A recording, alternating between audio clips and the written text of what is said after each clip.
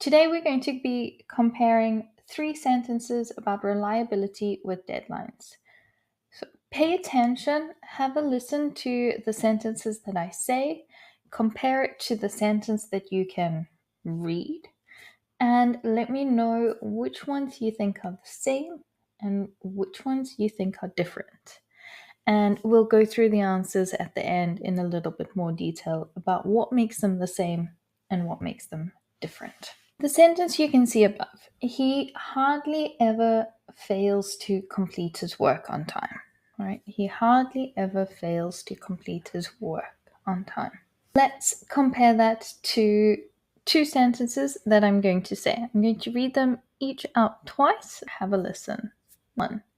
He rarely misses a deadline.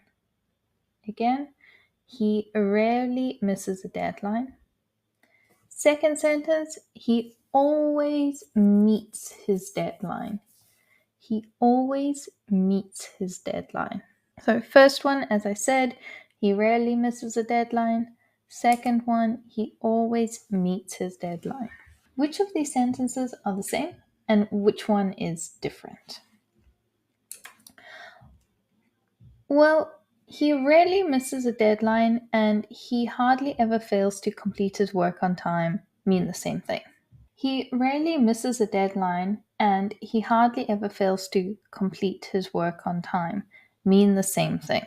Both sentences suggest he consistently finishes work by the deadline, although the phrasing is slightly different. Rarely misses and hardly ever fails implies that any missed deadlines are extremely unusual for him. In contrast, he always meets his deadline is stronger.